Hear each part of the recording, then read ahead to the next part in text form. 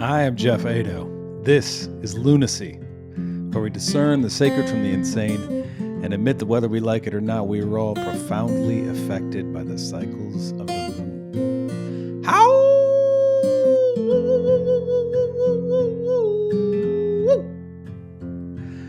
My guest today is me again. All right, I'm doing this sometimes. Do you know what I mean? I'm solo casting. It's just me. If you're expecting somebody else to show up, aside from my multiple personalities, you're gonna be out of luck. All right, Bobs. Do you know what I mean? It's just me, this guy, whoever this guy is, wherever he's from, is definitely on the East Coast. All right. And actually, that's not true. It's in Chicago. He's definitely from Chicago, you guys. He likes the Bears and the Bulls. All right. And, not such a Sox fan, just to be honest with you. You know, any case, just doing this, kicking it off solo style. Wanted to get some stuff off my chest. And, I got to say, doing the solo thing, I'm doing it on Riverside. Air 8, which is this platform that I use, for podcasts with people across the way. And you can see the whole mural in this one. So if you're not watching on YouTube, I totally get it, but you could check it out. Maybe I'll start putting the YouTube link in the show notes. That'd be freaking genius. Air 8, that's what I had to do. I'm going to do it from now on. New protocols, Babs, big time. On Lunacy, big time. All right, big time. Okay, good. I'm cracking myself up here, you guys. So here's the deal. I was occasionally I get inspired about things and then I want to talk about them. And so a lot of times when that happens, I'll record them in Otter, which is this app that you can get. It's an AI app, creepy as that sounds, that transcribes everything that you're saying. So then you can later read it and like do stuff with it. Which of course I I don't usually do anything with it. So but the issue is, all right, I can't just put that on the podcast because the microphone stinks. Apple's done an amazing job with increasing and improving the camera quality. It is awesome, and I personally just absolutely love it. But the mic stinks, Apple. So get off your duff and fix the microphone, guys. So some of this I'm going to be kind of reading off of my phone. I know that might be annoying for you if you're watching. Get over it, okay? I am. It's annoying for me, and I'm getting over it. So I invite you to get over it. So yeah, I've just been thinking a lot about. I interviewed Jonathan Human, and then before that, I interviewed Colter Merrick. And both of them mentioned this thing about being a spirit in a human body. Having being a spiritual being having a human experience. And I I believe that. I believe that that's what's going on. That makes sense to me. Not only does it make sense to me, it works for me in terms of my level of happiness. So that's a lot of how I interpret reality, right? If I believe something in a certain way, is it beneficial to me to believe it? And also, is it beneficial to those around me if I believe it? Does it foster connection and community? And in this case, this idea definitely does. It satisfies those needs. It benefits me in my experience of life because I feel more connected and to spirit and actually to other people. Because if I'm spirit in a body, then I'm also connected to your spirit in some way. And certainly, we are undoubtedly related. Regardless of how even if you're just like, no, man, there's no spirits, we're just people. We are related. We are related, and there's no getting around that. Not only are we related genetically, we're very similar, but also we're related literally some way. If you go back and back and back and back to the dawn of humanity, uh, you know, we're all related. All right, that's what I think. I don't know. Maybe somebody proved me wrong. Go for it. Maybe some aliens dropped us off here, just 20 years ago. I don't know. That could have happened. And then the rest of it's just a big mystery. I don't know what happened to the other 30 years of my life, but just kidding. I'm not nearly that old, or maybe I am. No one knows. Just kidding. Everybody knows I'm 50. Okay. Cat's out of the gate, you guys. Doors out of the barn. You know what I mean? There's no doors on this 50-year-old barn. I am 50 years old and living large. Yep. Loving it. Loving my life. Loving my life. I just turned 50, actually, September 10th. And it was a great day. I got to say, 49, moving into 50, I was like, holy dickers, I'm that old. Get out of town. I told my mom, I was like, uh, yeah, mom, I'm turning 50. And she was like, what? You're turning 50? Oh my God. That's not an exaggeration. That's exactly how she responded. To which I said, that's really not the response that I was looking for, ideally, mom.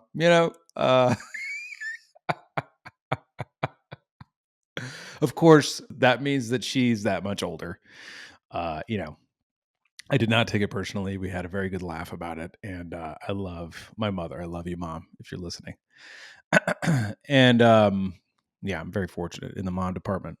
I got a good one, you guys. I got a real good one. Real good one. Some people have challenging moms. My mom's amazing. So lucky me. Leading up to 50, there was part of me that was like, fuck. There's all these things that I wanted to accomplish by this age that I have not accomplished yet. WTF, Jeff? What are you doing with your life? And then I stopped and I said, yeah, but I'm happy. So that's kind of a lot. I'm authentically happy. I'm happily married. I live in a community that I really love. I'm actively doing things with my life that fill me up, that give me a sense of purpose and meaning, including this podcast, including being able to share my insanity with you, share my lunacy with all of you. And music. God, I love music. I'm actually going to play a song at the end of this episode. Just so you know, I'm going to play a brand new one. Okay. And I think you'll really like it. I really love it. It's in progress. So things may change in the final recording. But going back to my original premise here, I've been considering this idea. Are we spirits in a human body? And what does that mean? And what does this whole realm of spirituality mean? Because as you know, if you're a fan of this show, I drink ayahuasca sometimes. I also drink San Pedro or Wachuma, which is a different indigenous entheogenic medicine. I've eaten mushrooms. I do that sometimes. And I also smoke marijuana, or actually, rather, I don't really smoke it anymore, just to be clear. And this is what I would recommend based on my own years of experience. I eat it. I eat a 5 milligram fast acting gummy. Or if I do take flower, I vaporize it. I have one of those little miniature vaporizers, and I also go minimally, and I don't do it every day. It's a big fat rule for me. Don't do that every day. Like really, ideally, it's once every couple weeks. But anyway, so I get down with some entheogenic experiences. Some of those experiences are hallucinogenic. Some of those experiences I feel and sense other spirits, other beings interacting with me during those experiences. I also feel and sense other beings and spirits around me in regular reality. And I always have. What does that mean? Does it mean that I'm crazy? Title of the show, people: Lunacy. All right. Obvi. Okay. That was fun. That was fun for me. My wife quoted Carl Jung this morning and said, show me a sane man and I will cure him, which I thought was really quite brilliant. What the F is going on anyway? We really don't know. But that's my experience. And so I was thinking about that this morning, and I had the following thoughts, which I'm going to just kind of recreate for you, do my best. When we consider how many things are going on around us all the time, when we really think about it, that we don't see, and then we start questioning the existence of spirits or other entities or other intelligences.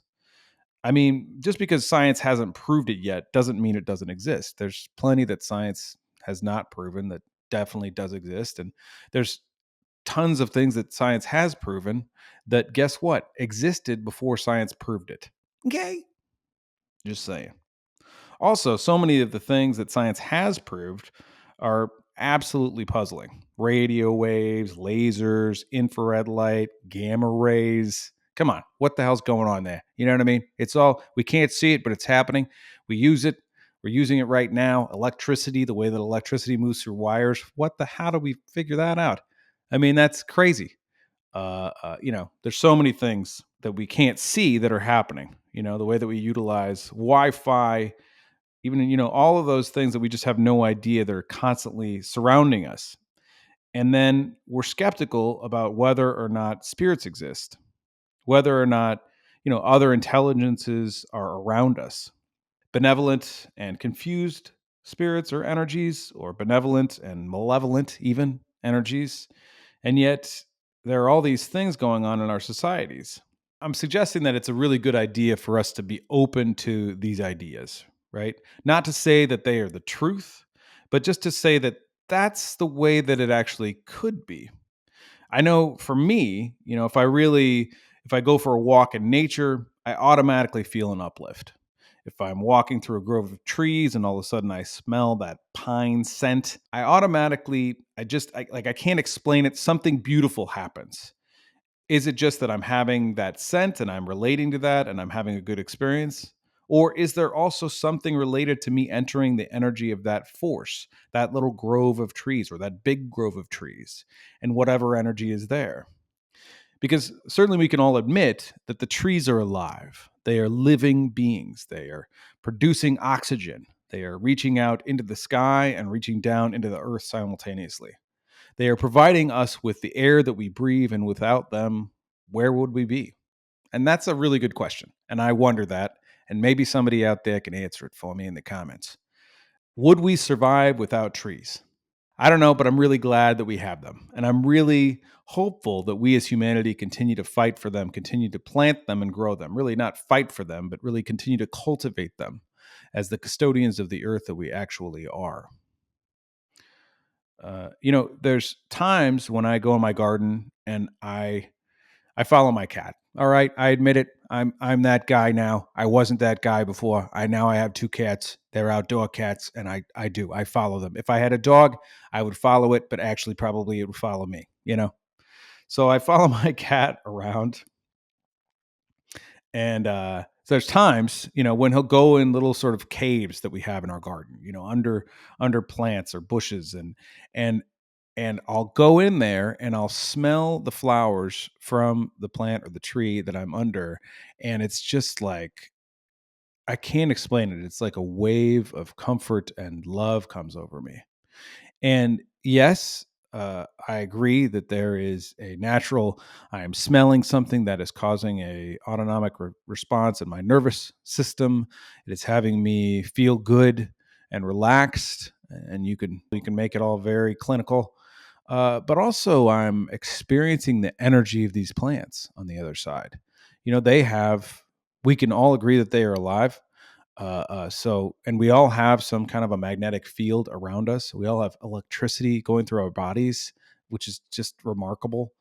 The Matrix quote where we're creating so many BTUs every day, but also every living being also has these forces around them. They have that energy around them. If we were just to look from an energetic perspective, we would see that. I don't know. I want those goggles. I want these energetic goggles where you're just looking. You're just seeing it. But there is something about me interacting with the energy of these plants, and these plants being a benevolent force in the world. Inarguably, what are they doing? They have flowers. Who feeds on the flowers? Hummingbirds. Who do I love? Hummingbirds. All right. The cat loves it too. That's one of his favorite spots. Why is that one of his favorite spots? Because he loves the energy of the plant. He's into that spirit of that plant. Or he just likes the way that it smells. But why does it smell that way? Because the spirit of the plant has a scent. It has a material body in this world, and that's what he's smelling. That's how I see it. Now, I'm again not saying that that's true, but I'm saying that it could be that way. So that's something else. That spirit, that idea, even if it's just the idea that there is an energy of this plant, and I'm entering its field. That is gratifying. And in that moment, I am grateful. I'm grateful for this plant. I'm grateful for my garden. I'm grateful for the earth. I'm grateful to be on all fours, following my cat around, as goofy as that is. It is great. It is grounding. And the fact that I'm grateful to the plant for existing, to me, indicates it exponentiates in some way the experience. It amplifies it. My gratitude. I'm grateful for this plant. I'm really grateful for this experience, for this garden, for this plant and this land that the garden grows on. Well, now when I'm engaging in that gratitude, I'm amplifying the experience, but I'm also communicating with the plant. Because to me, if there's one thing that other beings understand, it is gratitude and love. And gratitude is love. It really is. It's an acknowledgement. I appreciate you. I appreciate your existence. Just like I appreciate your existence. I'll give it to you right now.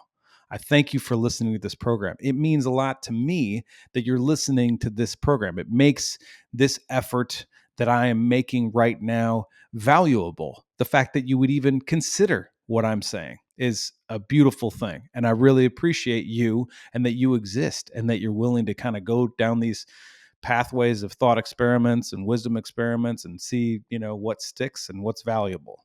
I really appreciate you. Hopefully, if that was delivered authentically, you experience the love that I have for you, because I do love you. I love you because I choose to love you. I love you because we're both having this weird experience and neither of us can explain it. We don't know what's going on. I don't know what's going on. You don't really know what's going on. And yet here we are. There are experiences of love, there are experiences of fear.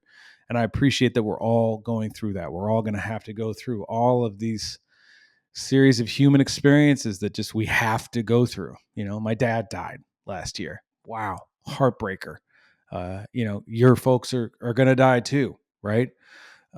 All kinds of terrible things happen to us throughout our lives, and we have to deal with those. We have to deal with neighbors and family members and things that are unpleasant. We have to deal with all that stuff. How do we face that stuff? The very fact that you and I are both on the same road, fighting the same things, doing the same things with our lives, makes me relate to you, and I choose to love you. I love you, and I love people. I love humanity. I believe in humanity. So while I'm saying that, chances are you're having an experience that, oh yeah, that feels really good to me. It makes me feel valid that I'm alive, even if you're in a bad place right now. You're having a rough time, because I've been there too. I've had really rough times, very, very, depressed times, times where I just didn't see the point of it all. Right. Now, I'm not saying that's where you are, but maybe it is. And if it is, I want you to know that I love you. And if it's not where you are, I still want you to know that I love you. Because love matters. Okay. So yeah, if I feel that I'm in gratitude, that means that I'm actually communicating with the thing that I'm in gratitude to. Just like you could feel my gratitude for you, I believe, okay, without science telling me that it's true, you guys, I believe wholeheartedly, 100%. All right, just like Bill Clinton, you know what I mean? Little Bill Clinton going on up in here. Yeah, I believe fully and wholeheartedly. It's Bill Clinton, but it's his older brother or maybe his nephew or something like that. Yep, I believe wholeheartedly that the being the trees can feel my gratitude. Now, that's crazy. That is lunacy right there. Yep, I get it. I know what you're saying. Try it. You know what I mean? Give it a shot. Give it a try. Go out there. You don't have to hug the tree, man. You don't have to be a full on tree hugger because, well, that's been goofified by society, even though I do recommend it. You can just put your hand on the tree, on the bark of the tree. You can just feel it and just think, wow, I'm really grateful for this tree. I'm really grateful for this grove of trees. And you can even meditate. You can even think to yourself, man, I'm going to take all that garbage, all that stuff that I'm worried about, that I'm concerned about, all them fears and all that anxiety that I have ticking around because all this shit that I haven't done yet or whatever, all the stuff that I need to do later and my finances and whatever else and situations, with relationships, et cetera. I'm going to take all that. I'm going to give it to this tree. Just can imagine that this tree is just taking it and putting it down in its roots and spreading it up into its leaves and then just evaporating it.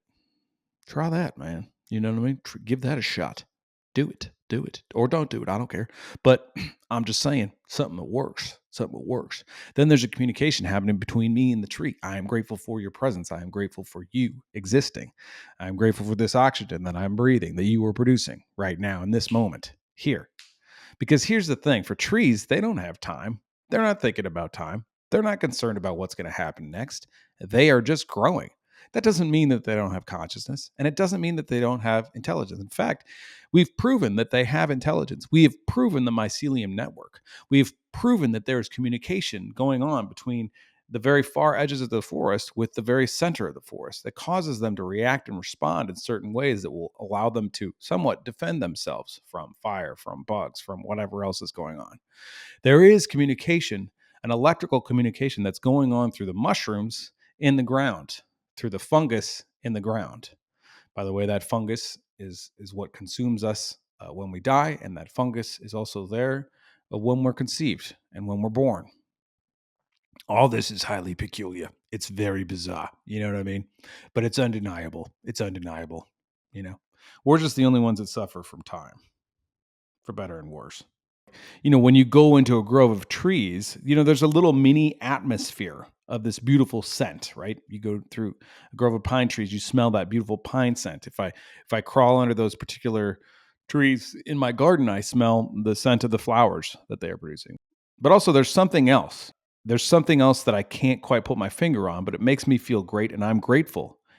Then when I thank it, if I say, God, thank you for existing, it makes it more. It amplifies the experience. It amplifies the expression that there's like a communication almost that's happening. That's how I feel. Now, am I making all of this shit up? Maybe. Maybe. But I don't think so. I don't think I'm making it all up. It seems very real to me. And here's the bottom line. If I am making it up, I don't care because my experience of life has improved.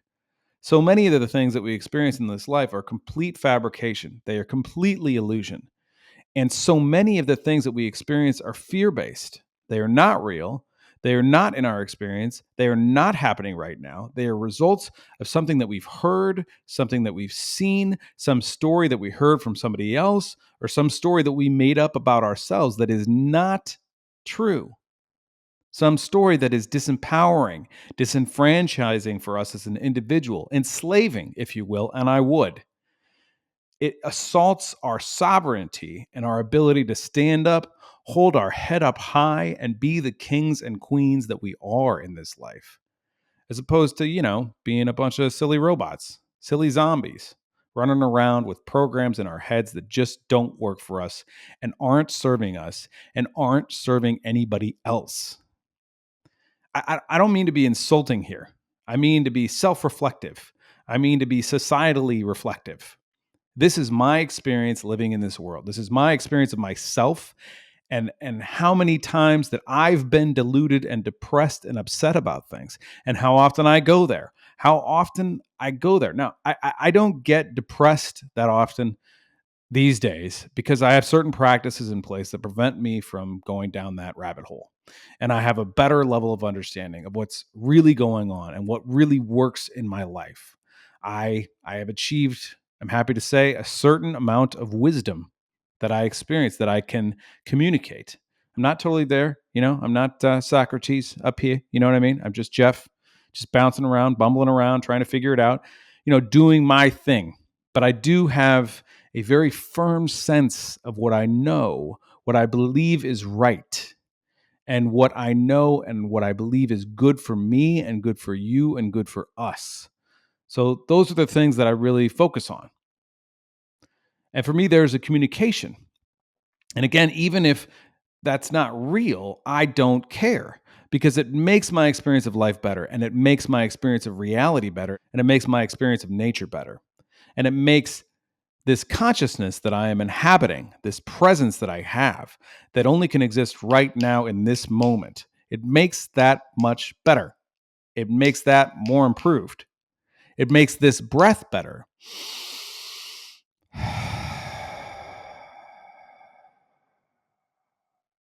We have so much power. We have so much power over our perspective and our reality and how we're seeing things. And so often we choose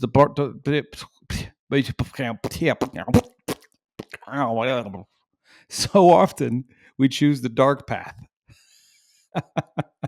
We choose the fearful path. We choose the path that we don't want to communicate. The path that we don't want to say anything to anybody about. The path that is entrenched in these negative emotions. I don't want to tell people that I'm afraid, especially my partner. I don't want to tell her that. We don't want to say, well, I'm afraid of this. We choose the fearful path, the path that we don't want to communicate, the path that we don't want to say anything to anybody about, the path that is entrenched in these negative emotions, these negative thoughts, these fear-based thoughts. We don't want to say, well, I'm afraid of this, this, and this. And any relationship that you have, I guarantee if you're having problems in that relationship, I guarantee if you dig down into yourself to see what's really there, you're afraid of something. I am afraid of something in that problematic relationship. I'm afraid that it's not going to work out. I'm afraid that it's going to happen like it did when I was a kid or in the last relationship that I was in. I'm afraid, but I don't want to be vulnerable and communicate that. I would rather pretend that it didn't exist and build up a shell around it and protect that fear. Why? Why? Like, what the actual fuck? Okay. WTAF, you guys. WTAF. All right. Real good expression brought on by the kids. Love your acronyms. Go kids. Go children. Know what I mean? Yep. WTAF are we protecting our fears for? That makes no sense. It's the ego. The ego gets attached to the fear. And then the ego thinks, oh, this is my identity. But that's not your identity. It's not, even though I believe that it is. Now, I've talked about this somewhat on the program before. That concludes my notes. I'll no longer be looking at my phone. All right, people? In fact, I'm going to put it on the counter. Phone free, you guys. No cheats. All right? No cheating. Big time. Just Jeff. But I talk about this a lot, and I'm just having some like revelation about this in my life lately because we're doing like some conscious coupling partner work. You could call it therapy, but I won't. and really, like, what it comes down to that really works is for me to look deep within myself. Like, what am I actually experiencing when I get triggered? Well, it's this fucking disgusting little network of fear, and bad fear that relates to some fear that I had as a child. Always. It's painful to say this because it's kind of ridiculous, that I still have this unresolved pain or fear from being a little kid, where mommy, left me in the grocery store or something. I couldn't find her, or like an abandonment, or my dad wasn't around because he was at work, right? So then I have this like abandonment, fear of neglect. I have this neglectful feeling, right? Or I couldn't get a word in edgewise at the dinner table because I was too small, because I was the youngest, and my sisters were 5 and 6 years older than me, and they were smarter than me at the time, so they could communicate better. So people would laugh at things that I said, like I had mixed relationships with. I like getting a laugh, but I don't like being laughed at. But now I've realized it doesn't matter. Somebody's laughing at my presence, it's good. And I don't care if I'm the butt of the joke, because what the fuck do I know, right? So that's something that's healed for me. But like when I look, it sounds ridiculous. God, are you serious? This is a result. I'm having this problem with my wife, 46 years later, right? From that thing that happened when I was 4 years old. Yes, there's an unresolved thing. There's some pain there. And if I can get to the source of it and step away from the trigger and not be defensive and acting like an ass, both of us, by the way. Sorry, Christine. You know what I mean? But you know what I mean. Both people get triggered. When you're triggered with somebody, you pull out the guns, you start saying things, right? That you don't mean. Now, we're not like super insulting, right? We're not dropping F-bombs, but there's looks, and there's the way that we're talking, communicating, and there's this defensiveness that each of us gets in our own way, and it has different ways that it manifests, and different ways that we deliver it to the other person, and then different ways that we experience it from that person. And once that mess starts, there's no, I can't get it. We can't get, it's very hard to get out of it. It's very hard to stop and just take a walk, take a breath, and just say, just pause. Just pause this for a second. I need to go reflect. And then go and reflect. Why did I get triggered? Like, what happened? Where's the first time? What actually happened? What was said? And then what did I make that mean? Like, what's the story that I said about it? And then what were the feelings that I had about it? Like what feelings came up? Like, really dig in. Okay, was it just that I was annoyed? No. Was it, but beyond that, was it that I felt like ashamed? Well, where's that shame come from? Where do I first remember feeling that feeling? And then go back and just think about it. Okay, well, I remember, when I was 7 on the playground, John kicked me in the balls and I, felt super terrible and like whatever it is. Okay, I'm making things up, although I was kicked in the balls. Not by John, though. You safe, John, Uh, like looking at, okay, well, that's the source of it. And then coming back, this is the practice that we're learning. Then I come back to my partner, I come back to my wife, and I say, hey, you said X, it triggered me this way. I had this emotion, and I really like remember that as a child. These things were going on for me, and it really like brought that up. And then I felt that, and then I was defending that. Well, now she can be compassionate for me. She can see where I'm coming from, and in your life, he or she can also see that. It creates a vulnerability. Here's the thing. Why is it that these things that I am afraid of, these parts of myself, that then I will defend those parts of myself and get mad at you or her or them about what I'm upset about? Because why? Because I'm protecting this fear network. I'm protecting myself from getting hurt again, like I was hurt before, like I was hurt when I was a child. Why am I protecting these fears? What the fuck? Like, why? This makes no sense. It makes no rational sense that I would protect these fears. These fears that, by the way, I got through. Whatever happened, okay, to instigate the fear, right? The incident when I got bullied as a child. Let's do that. Okay. That's a real thing. I got bullied as a kid. So the incident where I was like heavily bullied, right? And I felt ashamed of my own existence. And I just didn't understand why this was happening to me. And it just didn't make any sense, right? So when that comes up in me in my life and I defend it, I defend against that fear. Well, then I'm protecting that. But first of all, that thing happened and now it's not happening anymore. It is gone. My only relationship with reality is this moment right now. I convince myself that it goes back and back and back, and that I can relate to and understand all the things that happened in my life. I have this conglomeration of experiences and memories that I consider as real, but they're not real anymore. I passed through those gates.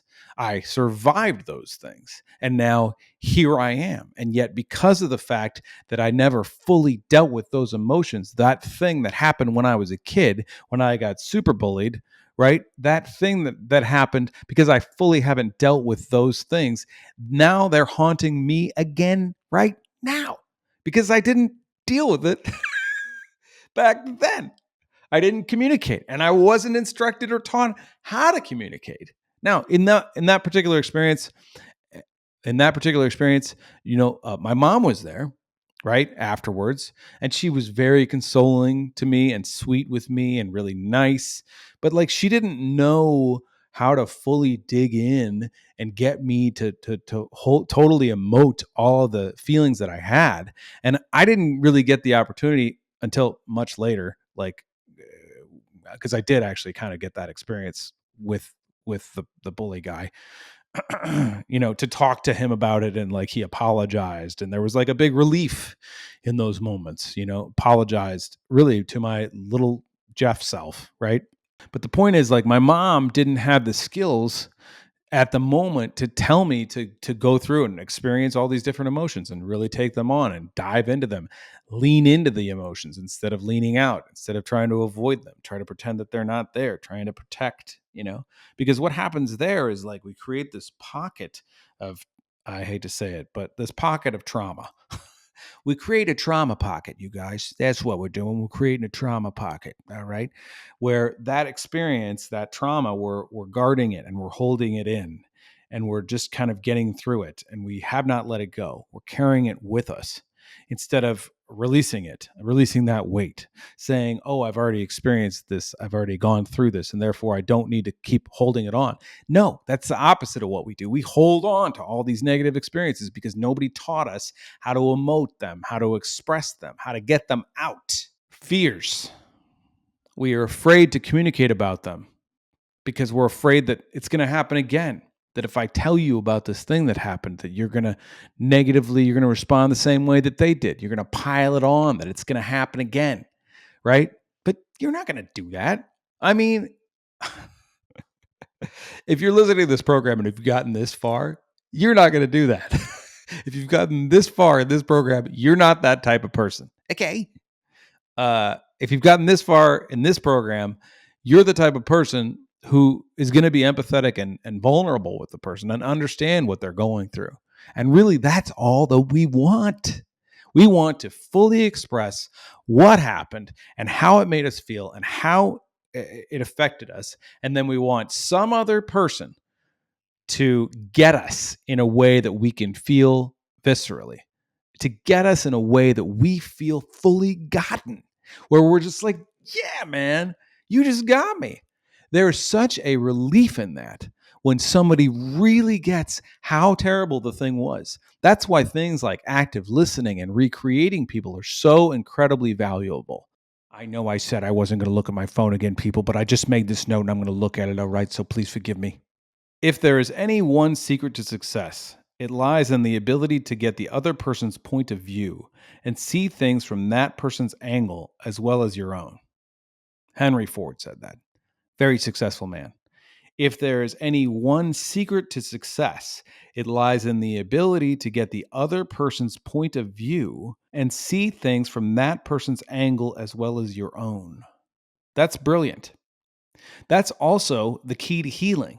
If I can fully see your point of view and how you experienced reality, if I can fully see that and I can deliver that back to you in a way that allows you to understand that I get it and how painful that experience must have been, or how fearful that must have been, or how shameful you must have felt in those moments. If I can really get that and get you in that moment, man, you're going to feel so relieved. I don't know if you've had this experience where somebody's done this for you, but whoa, holy moly. And I encourage you to try it on. Really, really try to just be super interested in that other person. Be so curious about them that you can really understand how they experience reality. Because the truth is, we're not all crazy. I mean, we are all crazy, but we are similarly wired to experience the craziness of life. And so if you tell me in explicit terms how it is that this traumatic event, whatever it was, right, when you were a kid, etc., happened for you, if you tell me how that happened for you and I fully get it and I fully understand it and you feel gotten, then you get to heal because somebody else understood. Somebody else on God's green earth understood what I went through. And also, they reflected to me the experience. And so, therefore, I can let it go. It allows me to heal that part of myself that I felt like I had to defend all the time. But then now, in this moment, I have the courage and to embrace the vulnerability of fully expressing it. And what do I get in response? I get the reflection back of understanding and compassion and empathy for what I have experienced. And that's truly beautiful. I mean, that is the most healing thing that we could offer each other. And also, according to Henry Ford, that's the deal. If you want success, if I understand, now this is I believe was really communicating it in terms of like business, but maybe not. He was also communicating in terms of people, because like he was a people guy, right? And he was a genius for sure, to be sure. But he didn't know everything about cars. He got people to work with him and for him, right? Who knew much more than him, but he knew about people and he knew that truth. If I get your perspective, if I fully see your perspective and I understand your perspective and I respect your perspective, then I can give you my own perspective, and I have actually a good shot at you seeing from my perspective. And if my perspective is more beneficial for you, for humanity, for the whole, then there's a really good shot that you, from your perspective, see it how I see it. And you're able to also see it both ways. Because if I do you the magnificent favor of truly understanding you and getting your perspective, the magnificent favor, and you feel healed, you feel like, man, this guy really got what I had to say, you're automatically going to want to reciprocate it. If I finish understanding what you're saying and I really like, you really are just like, wow, thanks. I really appreciate it. And you get to that authentic experience of being appreciative and grateful. And then I say to you, now I want to tell you how I see it, how I see this other thing that's related. Uh, uh, uh, is it okay if I share that with you? And you say yes. And then I start sharing. Your natural proclivity is just going to be to do the same thing that I just did because I demonstrated it to you. And it's really simple. You just use your empathy muscles. You know, the heart is the strongest organ. That's the center of our body. The heart is associated with compassion and love for a reason because the heart produces compassion and love. It is the main thing that's doing that. And it is our driving force. It is the one that is beating along. It's carrying us through the day. It's carrying us through our entire lives. It doesn't stop until we die. Sometimes it keeps going after we die. Did you know that? That's an amazing fact. If you have a pacemaker, a lot of times your heart will continue to beat after you've kicked it. You're still gone. The pacemaker's still ticking away until eventually it stops. So that heart that we have is naturally prone to experience empathy and compassion. It is built to do that. It is part of our network. It is part of our superpowers. It really is our superpower. And see, that's the thing that people don't realize. You know, it's interesting. I love superheroes. Okay. So no diss on Batman, all right, or Superman, or any of the Wonder Woman, or all the people. You know what I mean? Black Panther, all of them. You. That's great. That's great. They're great, right? But all their superpowers are somehow typically, relate to being able to beat somebody in battle, right? Being able to win against the bad guy in a battle with violence. That's the superpower. But that's not really our biggest superpower. That's not even close. My superpower is not that I could kick your ass in a fight. Okay. And by the way, I don't know if I could kick your ass in a fight. I know I have some skills, but the guy who taught me the skills could totally kick my ass in a fight. Rest in peace, Richard Makowitz. I love you, man. He could totally kick my ass. But he probably wouldn't because whatever, he was a generous and beautiful man and he taught me self-defense. So like the fact that I could kick your ass, that's not a superpower, that's not a superpower. It's good to know. And I encourage everyone to know self-protection. I encourage everybody to learn self-defense so that if you get in a situation, you can handle yourself. I think it's really important. And it gives you confidence when you're walking down the street, when you're going down the dark alleyway or whatever.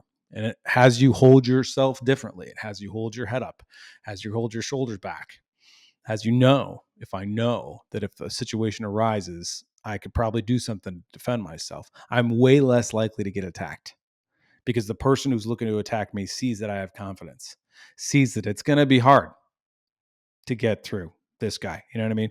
That's important. All right. That's sort of like an underlying superpower. And I get, self-defense is important. And obviously most of the superheroes around us, they're fighting, the bad guys, the Thanoses, et cetera. Right. But what I'm talking about is the superpower of love, the superpower of being loving and giving love to other people. That is our greatest superpower. It's also our greatest gift. And I get it, man. It's hard. It's not easy sometimes because fear is so pervasive and it's so right on the surface. The fear just seems so real, man. It's really like the fluff of the waves, like if you go to the beach in the ocean and it's high tide and there's some rocks around, all you see is like this foamy stuff. That's the fear, but if you dive down deep, just go beneath that, that's where the love exists. But it's hard when you just are looking at all this foam, when all your senses are consumed with all this fear. And by the way, that's what we're being fed all the time. That's what the media preys on. That's just constant fear, fear, fear, fear. Look at the politics that are going on right now in this moment in 2024 between Trump and Harris or Biden, the Democrats and the Republicans. They're saying that I'm the threat to democracy, and that's why people are trying to assassinate me. But then I'm also saying that they are the threat to democracy. What is the implication there? It's just like violence, violence, fear, fear, fear, fear, fear, right? That's what we're being fed. That is the polarized nexus that we are experiencing right now. And I'm not saying that either one of these parties is correct or right, okay? Not even remotely going there, okay? I'm not doing it because that's what everybody else is doing. People are refusing to see the other person's side, particularly when it comes to politics. And that is truly dangerous. And that is also why people are getting shot at. Also, because dumb people want to be famous. The point that I'm trying to make is all of this fear mongering, right? And you could blame the media, and they're partially to blame for sure. They're partially to blame. But they're reporting, and they're reporting on what sells. If my newspaper sells because I'm feeding you a big bag of fear, right? And if my news program sells because I'm feeding you a big bag of fear, that when you watch it, you are locked in, man. Rachel Maddow is going off. Or Fox News is going off, right? On somebody. And I just all of a sudden I'm entranced, man. I am looking and eating it up, licking up this perspective, this opinion about this thing, this interpretation of what happened, and that makes this person a bad person, and that I shouldn't vote for them or I shouldn't understand them. It dehumanizes them. It dehumanizes their perspective through the gate of fear, not through the gate of love. No, because guess what? You can't dehumanize somebody through love. You can't do it. It's not possible. But you can definitely dehumanize people through fear, and it happens all the time. And dehumanizing people is the fundamental critical need. It is the critical thing that has to happen for us to kill each other. I cannot kill you if I see your humanity. If I fully see your humanity, I cannot kill you. On a massive scale, to go to war, if I go to war with you, then I have to think that you are not human. Like, on my recent podcast with Jonathan Human last week, if you listen to that, he talks about, well, the Israelis are dehumanizing the people in Gaza so then they can kill them, right?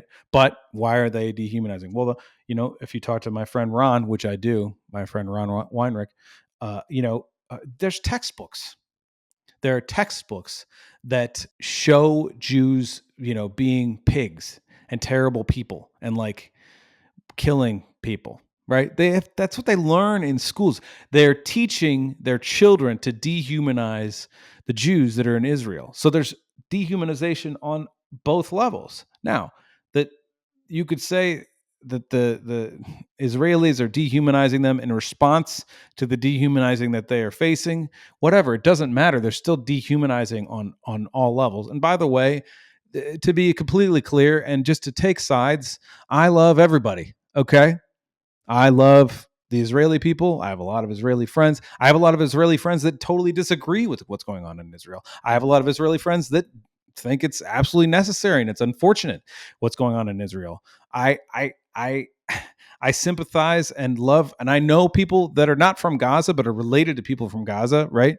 And I sympathize with them. And I listen to stories that break my heart about people that have been killed on both sides. So I don't take a side. I love all these people. The fact that they are able to and continue to murder each other with weapons that really fundamentally are mostly just murdering civilians and not soldiers. It's ridiculous. It is a result of our acceptance that dehumanization is okay, that it's okay to dehumanize and not relate to the other parties so much that you can kill them. Same thing with Russia and Ukraine. That's also what's going on. And God, they're so related. Come on. The Ukrainians and the Russians are so related. They're so close. It's ridiculous. But still, they found ways to totally dehumanize the other. And we have too. Again, this is a conflict that could be resolved. These are conflicts that could be resolved. Why do they continue? Well, a lot of it has to do with all the money that's being made. You want to know who's really winning? Follow the money. Who's making the most money out of these conflicts? That's the one who's winning. And We allow it. We allow it. We allow it. Nobody wants to think that they're powerful enough to stop the war. Nobody wants to think that. But I believe that we are. I believe that I am. Now, Buddha said, if you want to end the war within yourself. And that's super wise. And I get that as much as I can. I get that as much as I can. I can't say I totally get it, but I get it as much as I can. And I can see the light. I'm on that. I'm like, yeah, in the war with myself. I can see that. I can see that. I can definitely see that I am a happier person. I feel more connected and I feel lighter. I feel like I'm walking around enlightened. Not that I am enlightened. Okay. There's no such endpoint as far as I could tell. And I'd love to see Jesus ascending, or anybody else ascending. That'd be really cool to see, Uh, but I walk around more enlightened when I'm working consciously on ending the war within myself. But also, we have the power. We are the people. We can stand up and say no. I say no. I say no to your war. I say no to funding these wars. I say no to the companies that are making tons of money, probably on both sides of these wars, right? Because that's really what's happening. The defense contractors, making these weapons, right? They're making all this money. And then, by the way, what sort of energies and spirits are being fed by all this malice, right? What sort of energies, that was pointed out on the last podcast that I did. What sort of energies are being fed by killing children in the world?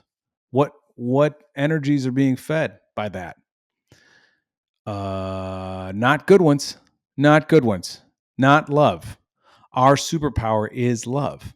If we truly embrace our love and our love for humanity, and if we truly stand up and say, no, not on my watch, then we can affect change. We can affect transformation because the people who are pulling the triggers are also human beings with hearts, human beings that understand that we are all related on some level, and human beings that can transform if granted the space to be able to do that, if given the perspective to see that they can transform. You know, I interviewed this guy, John McDonald from the Institute for Multi-Track Diplomacy, and he created long ago, and he created a piece in Sri Lanka between the Tamil Tigers and the Bengali something or others.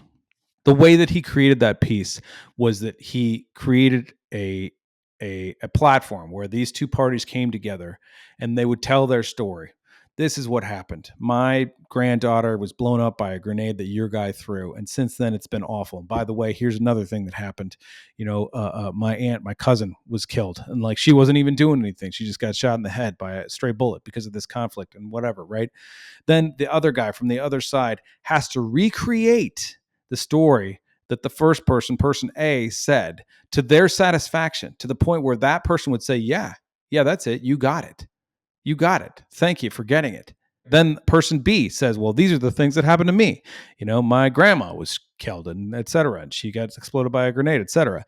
Right? Yada, yada. The whole thing, all these terrible things. And then person A has to recreate their story. Let me tell it back to you until person B says, yeah, that's it. You got it. You got my perspective.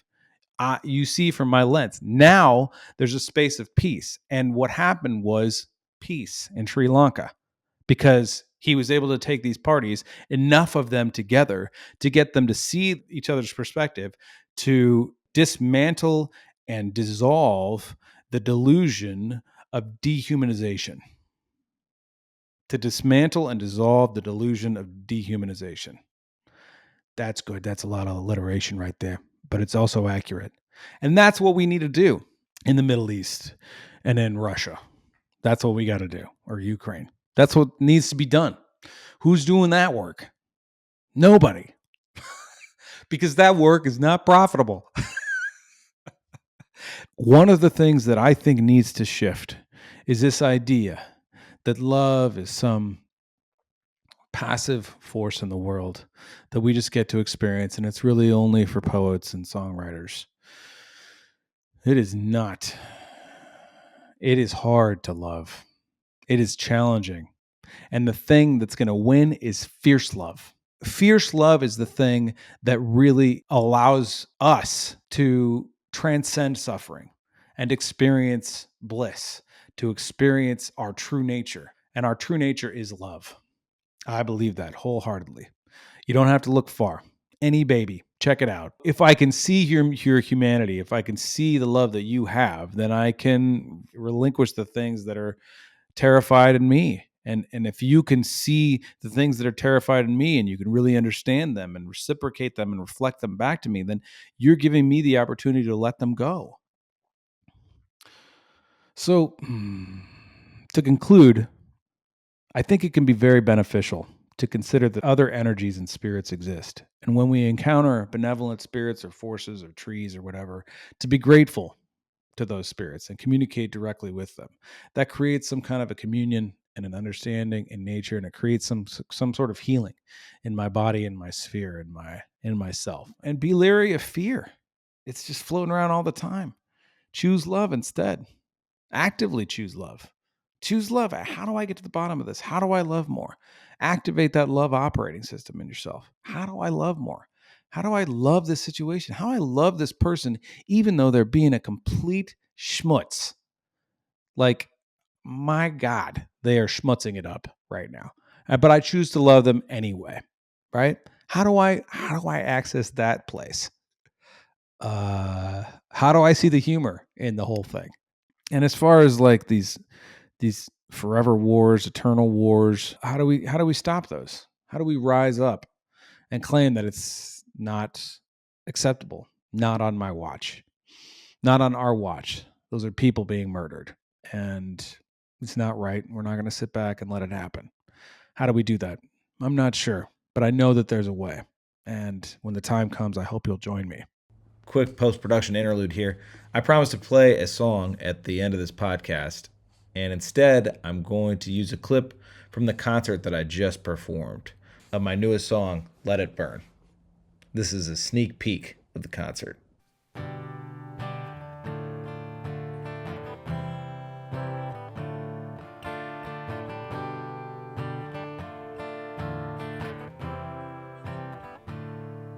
Disentanglement is always rough, to see your shadow where you're not enough. The delusion has to think it's real, it don't give a whip the way you feel. So how do we rip the web when it's so sticky up inside the head? When we consider what we're being fed, it's a wonder we ain't wind up dead. Burn, burn, burn, burn, let it burn. Turn, turn, turn, turn, let it turn. Burn, burn, burn, burn, let it burn. Turn, turn, turn, turn, embrace the turn. You reach the summit, there's another top. All those voices, you can't make them stop. Saying all of it's a waste of time. Ain't no way to make the reason rhyme. So how do we cut the cord when we're so good at keeping it ignored? When we get sick and tired of being bored, then it's finally time to swing the sword. Burn, burn, burn, burn, let it burn. Turn, turn, turn, turn, let it turn. Burn, burn, burn, burn, let it burn. Turn, turn, turn, turn, embrace the turn.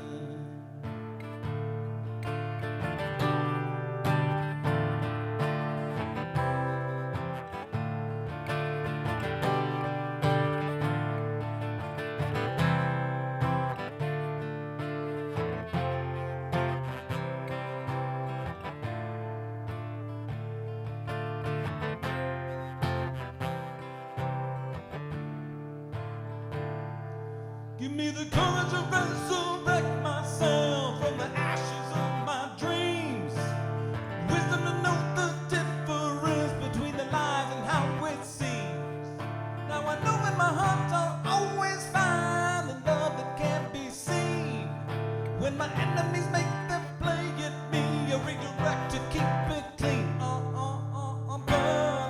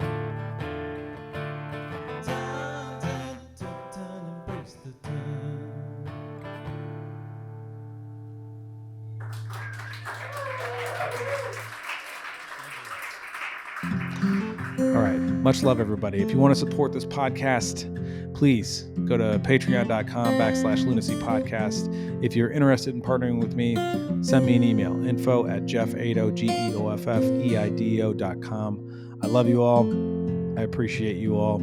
I respect your experience. I'll see you next time.